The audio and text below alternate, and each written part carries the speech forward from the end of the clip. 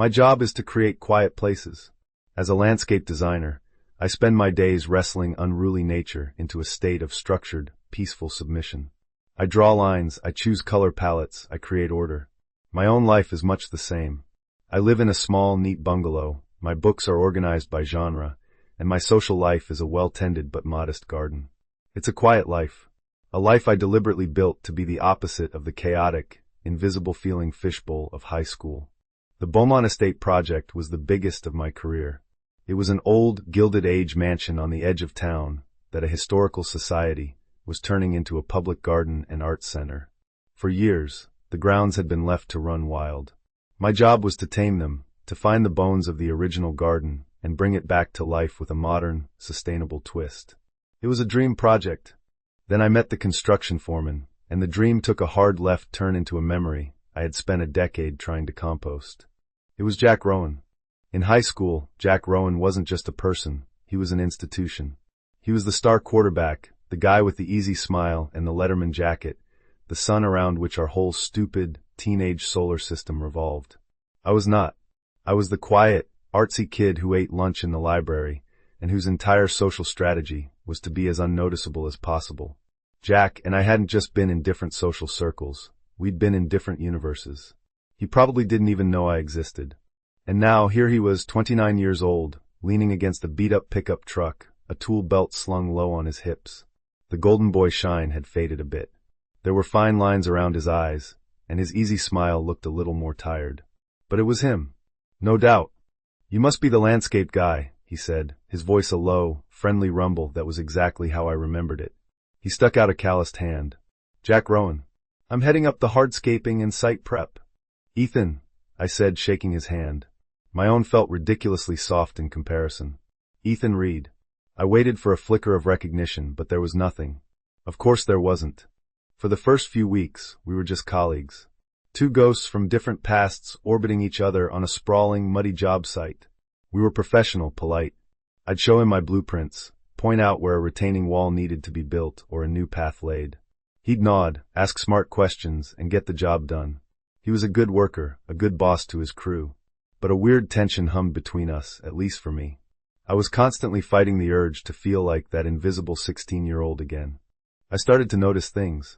The way he'd sometimes stop and rub his knee, a quick, almost imperceptible wince of pain. The way he'd stare off into the distance when he thought no one was looking, a shadow passing over his face. This wasn't the invincible golden boy from my memory. This was a man with a history I knew nothing about. The breakthrough, if you can call it that, happened during a heat wave. We were working on a terrace section of the garden, a complicated job involving moving a lot of heavy, old stone. It was brutal, back-breaking work, even for Jack's crew. By late afternoon, we were all exhausted and drenched in sweat. I was making a final note on my plans when I saw Jack stumble slightly as he lifted a heavy flagstone. He tried to play it off, but I saw his face go pale. Later, after his crew had packed up for the day, I found him sitting alone on a half-finished stone wall, his head in his hands. His bad knee was propped up awkwardly in front of him. "Hey," I said, my voice softer than I intended. "You okay?" He looked up, startled. He quickly tried to rearrange his face into its usual easygoing mask, but it was too late. I'd seen the crack in the armor. "Yeah, man. Just a long day." "It's your knee, isn't it?" I asked, sitting down a few feet away from him. He was quiet for a long moment, just staring at the setting sun. "Old football injury," he finally said, the words clipped. "College. End of the story." But it wasn't the end of the story. It was the beginning of a different one. And for some reason, he decided to tell it to me. He told me about the full-ride scholarship, the injury in his sophomore year that had ended his career, the feeling of being a star one day and a nobody the next. He told me about drifting for a few years, trying to figure out who he was if he wasn't a football player. He'd come back home a year ago to help out his dad, and just stayed. "It's funny," he said, a bitter little smile on his face.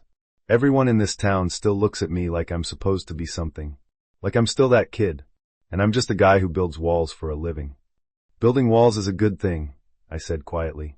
"Making something that lasts." "I get it." He finally looked at me, really looked at me, maybe for the first time. "You were at Northwood, right? You look familiar." "Yeah," I said, my heart doing a funny little thump. "I was there." "What were you into?" he asked. "I'm trying to place you." I was into being invisible, I admitted with a shrug. Art club, library, you know the type. He nodded slowly, a thoughtful expression on his face. Right. I'm sorry, man. I was kind of in my own world back then. We all were, I said. That conversation changed everything. The high school ghosts finally started to fade, replaced by two guys sitting on a wall at the end of a long day. We weren't the quarterback and the art nerd anymore. We were just Jack and Ethan. We started talking more after that. We'd share a coffee in the morning before the crews arrived. We'd eat lunch together, sitting on an overturned bucket, looking at the work we'd done. I learned that he was smart and funny, and had a deep, surprising appreciation for the work I was doing. He'd look at my sketches and understand them, not just as plans, but as a vision. He saw the art in it. I was falling for him. It was a slow, quiet, terrifying process. He was a puzzle I wanted to solve, a wild landscape I wanted to understand. One night, I was working late in the on-site trailer we used as an office. A big storm was supposed to roll in, and I was trying to finish a planting plan for a delicate section of the garden before the rain hit. I was so focused on my sketchbook that I didn't hear him come in. Burning the midnight oil? I jumped, looking up to see him standing in the doorway, his silhouette framed by the dim light of the work site. Hey, just trying to get this done. That the new section by the old oak tree? He asked, walking over and leaning against my drafting table. He smelled like sawdust and the cool night air. Yeah, I said, my voice a little shaky. He was standing so close. I'm trying to figure out what to plant there. It needs to be right. It was the spot where he'd told me about his injury. It was the spot where we had first really talked. I wanted it to be special. A place for quiet reflection. On impulse, a crazy, reckless impulse, I turned the sketchbook toward him. I was thinking of these, I said, my finger tracing the names I'd written next to my drawings. Black mondo grass. It's tough, looks delicate, but it's almost impossible to kill. Hellebores, they bloom in the winter, when everything else is dormant. And this a Japanese maple. They're slow-growing, but they get stronger every year. Their roots run deep. He was silent for a long time, just looking at the sketch, at the plants I had chosen. He wasn't looking at them as a contractor. He was reading them like a letter. He finally looked up, and his eyes were shining with an emotion I couldn't quite name. They're resilient plants, he said, his voice barely a whisper. Yeah, I said, my heart hammering in my chest. They are. He knew. He knew I hadn't just been designing a garden. I had been designing it for him. I had been telling him, in the only language I knew how, that I saw him. Not the ghost of the golden boy, but the man who had survived, who had found a new way to be strong. He reached out and gently touched the drawing of the Japanese maple with his fingertip. No one's ever seen me like that before, he said, his voice thick. It's how I see you, I whispered. He lifted his head and looked at me, and the space between us disappeared. The kiss was hesitant at first, a question. Then it deepened, and it was full of a decade of unspoken things. It was the homecoming he'd been searching for, and the visibility I'd always craved. It wasn't the quarterback kissing the art nerd. It was just Jack kissing Ethan. The next morning, the storm had passed. The air was clean and fresh. The awkwardness I had dreaded wasn't there. Instead, there was a new, easy intimacy.